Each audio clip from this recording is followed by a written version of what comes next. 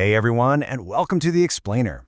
So if you've ever wondered how smaller communities can stop their wealth from just bleeding out into those massive regional hubs nearby, well, you are absolutely in the right place.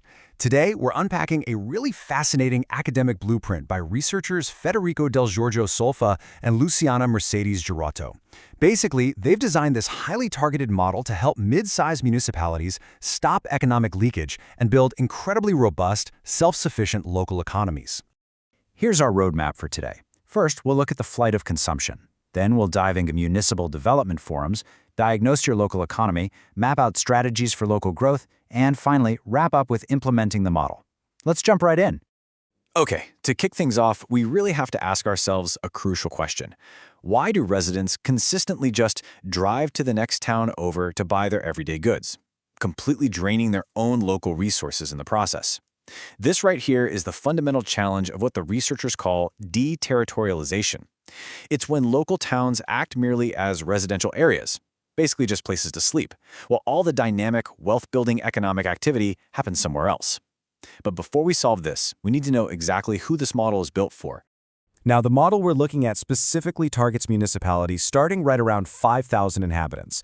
So, we aren't talking about a tiny rural crossroads here, but actual towns that already have foundational infrastructure and a solid core community base. And it caps out at about 30,000 inhabitants, give or take a 10% tolerance. Honestly, this 5,000 to 30,000 range, it is the absolute population sweet spot. These towns have real internal consumption potential. I mean, they have the people, they have the daily needs, but their progress gets stunted because they're sitting in the shadow of larger neighboring regional hubs that just suck up all the economic flow and productive investments. All right, Section 1, the flight of consumption, unplugging the leaky local economy. I want you to picture your local economy as a leaky bucket. Flight of consumption is basically the fancy academic term for all that wealth and all those resources literally pouring out of your town and into neighboring jurisdictions. Every single time a resident drives 40 minutes to a neighboring city to buy groceries, hire a contractor, or even just catch a movie, that is capital fleeing the local system. But why exactly does this keep happening? Well, the research pinpoints 4 very specific reasons for this economic drain. Number 1, the goods or services simply don't exist locally. 2, they do exist, but honestly, the quality is subpar compared to what's offered outside. 3, there are disadvantages in credit facilities. Maybe the neighboring city's massive chain stores offer much better financing or installment plans. And 4, just a simple lack of accessibility and variety. Think about it for a second. Are the people in your town driving way out of their way just to buy a decent toaster? Moving on to Section 2, Municipal Development Forums, the engine of local development. Okay, fixing this requires a massive paradigm shift. Instead of external dependency, constantly relying on those big regional hubs for literally everything, the forum helps a town pivot to internal self-sufficiency. By initiating a local development program, or LDP, the municipality shifts to what's called endogenous growth, which is just a technical way of saying growth from within. And the cool part? This isn't just about economics. It's totally about improving the quality of life, rebuilding social relationships, and generating real, sustainable self-reliance. Which brings us to Section 3, diagnosing your local economy, analyzing the productive profile. Look, before a town can actually grow, it needs a mirror. It has to see its true reflection. You can't fix what you haven't measured, right? So the researchers laid out this precise 3-phase diagnostic blueprint. Phase 1, figure out what you currently make. What are your local factories actually doing, and hey, do they have idle capacity? Phase 2, what do your people actually want? You need a really detailed study of their true demand. Phase 3, the flight of consumption analysis. Where exactly is the money fleeing to and why? Once you map these 3 things out, you can clearly see the exact gap between what you produce and what your residents consume. All right, Section 4, strategies for local growth. These are the 4 pillars of the local development program. Strategy 1 is absolutely foundational. Before you even think about building businesses, you've got to build a collective local identity. The researchers heavily emphasize that a territory isn't just a piece of dirt. To be an organized territory that's actually capable of development, you need a community with a recognized identity. This means prioritizing shared cultural elements, local values, and a philosophy that gives deep meaning to the municipality. It's all about pride. Because let's be real, if residents don't feel a shared identity, your economic strategies are just going to fracture.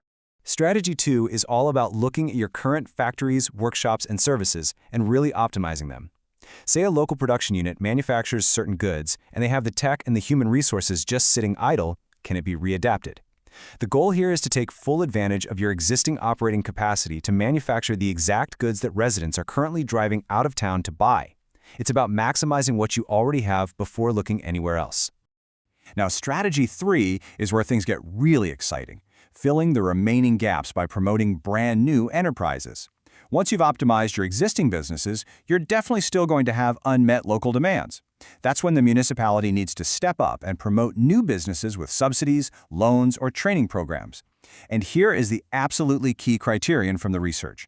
You have to prioritize new enterprises that generate more and better jobs, and specifically those that actively contribute to strengthening that local identity we just talked about in Strategy 1. Finally, Strategy 4 closes the loop. You're making the goods locally, which is awesome, but now you actually have to incentivize people to buy them. The model suggests running awareness campaigns, offering reductions in local taxes for inhabitants who buy local products, and even granting financial loans specifically conditioned on local spending. But you know what the real secret sauce is here? The municipality itself has to set the example. The local government should literally mandate that its own supplies, whether that's for health, education, or public works, are acquired strictly from within the territory. Talk about putting your money where your mouth is. And that brings us to Section 5, implementing the model, putting the forums into practice. This timeline acts as your literal implementation blueprint. Stage 1. The municipality calls in everyone, and I mean everyone, from business owners and sporting club leaders to church members and just everyday neighbors. It has to be incredibly broad. Stage 2.